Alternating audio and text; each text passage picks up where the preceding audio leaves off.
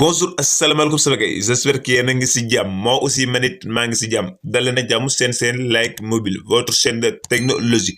ñu leen demandé bu fekkee ne bii mooy première fois bi ngay dugg si chaîne Like Mobile nga bës si bouton abonné bi daal di aimer vidéo partager ko activer cloche de notification bi loolu dina tax vidéo boo xam ne dugal nañ ko rek yow di nga bokk si ñu koy njëkk a gis tey dañu andil benn astuce bu am important muy nag ngay def ba créer plusieurs wifi si benn wifi maanaam yow da nga bëgg a créer maanaam yow da nga yor sa benn kër gu mag mais kër gu mag gi ñëpp dañuy connecté si benn wifi bi mais léegi wifi mën nga ko def ay parti ku nekk nga xool wifi boo koy dugal rek te loolu day doon si benn wifi bi voilà loolu boo ko bëggee def c'est très simple léegi da ngay dugg sa Google Chrome léegi boo duggee sa Google Chrome nga dem sa barre de recherche bi nekk si kaw léegi da ngay tapé 192.168.1 bu la ko détecté rek yow fexe koo bind ba léegi boo ko defee ba pare passe bi mooy tëjee ko mu laaj la nom d'utilisateur mot de passe nom d'utilisateur mooy lan bu ñu demee si premier lien bi nekk si suuf description bi nga boo ko cliquer am na vidéo bu mu lay indil nga seetaan ko ba mu jeex dina la woon lan mooy nom d'utilisateur ak naka nga koy dugalee si sa modem bi léegi nag boo defee sa nom d'utilisateur ba pare léegi nag léegi ñu def suñu nom d'utilisateur user admin léegi mot de passe bi ñu def suñu mot de passe léegi lien bi nekk si première discussion boo cliquer rek da nga gis benn vidéo moom dina la permettre nga seetaan vidéo boobu noonu moom mooy dina la expliquer naka ngay def ba xam nom d'utilisateur sa wifi bi ngay connecté léegi bu tëjee ko da ngay dem si réseau local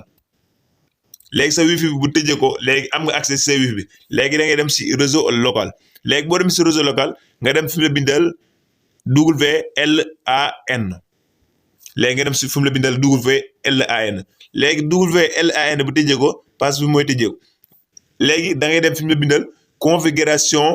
SSID du WLAN léegi bu tëjee ko léegi bu ngeen xoolee Like Mobile mooy suñu mooy suñu trou wifi bi nga xam ne moom la ñuy connecté mooy wifi central mooy wifi mag bi moom laa ko mën a tuddee léegi nag yow da nga bëgg a créer ay trou wifi yu bari si même wifi bi ku nekk ak sa wifi boo xam ne ku nekk ak wifi ba nga dugal pour sa connexion gën a neex léegi nag bu ngeen wàccee suuf yéen a gis yëpp voilà SSID 4 yëpp dañ ko éteindre benn lañ si allumé muy ban SSID 3 voilà moom 3 bi moom lañ allumé léegi nag buñ ko cliquer yéen a nga gis mu defal ñu Like technologique léegi nag dañuy dem suñu paramètre ñu war leen ko boo ko activé ba pare naka lay mel ak naka lay mel léegi ñu dem suñu paramètre léegi ñu dem bu demee suñu paramètre téléphone léegi ñu dem suñu réseau internet léegi ñu dem suñu wifi waaw léegi nag bu ñu defee suñu wifi yéen a ngi gis première bi ma ngi defal Like Mobile deuxième mu def Like technologique léegi nag ñu waanaan leen léegi yéen a ngi gis mu defal ñu Like technologique mooy ñun dañoo yor wifi central moo nekk ni si kaw mooy Like maam bu mag bi mooy Like Mobile mais beneen bi nga xam ne moom lañ si créé waat mooy Like technologique bu dee yow da nga bëgg a créer ay wifi maam 1 2 3 4 5 6 ba 7 wala ba 8 yëpp mën nga koo créer mais li mu lay conseillé mooy nga bañ a créer doole lépp créer si lu toll ay 2 wala 3 parce que boo créer yëpp rek sa wifi mën na gën a néew doole voilà léegi nag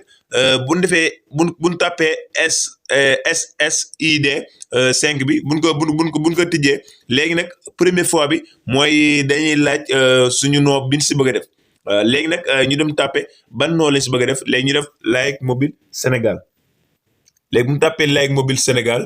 léegi ñu dem mot de passe léegi mot de passe léegi ñu def suñu mot de passe léegi ñu def suñu mot de passe léegi nag mag ñu wax ne tur bi nga xam ne moom lañ def si tur bi dafa gudd léegi dañuy effacer Sénégal bi ñu bàyyi si Like Mobile kasa léegi bu effacer Sénégal bi léegi nag lu ñu waxaat mooy tur bi nga xam ne maam mot de passe bi nga xam moom lañ def si wifi bi mot de passe boobu noonu caractère yi moom lañ dugal léegi dañuy dugal caractère léegi da lay laaj ay lu toll ak 6 caractères yoo xam ne da nga koy dugal léegi boo ko dugalee pare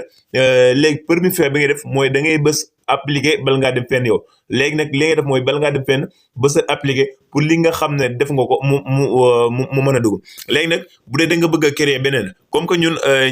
ña ngi si ban mooy SSID 5 bi si la moom lañ permettre li bu dee yow da nga bëgg a créer SSID 4 bi da ngay dugg c'est la même chose nga def ko mais nag li ma leen conseillé mooy ngeen bañ a créer ndoo lépp parce que boo leen créer lépp rek seen web bi mën na gën a néew doole kon sa du neex voilà sama gars léegi moom loolu la doon vidéo jaay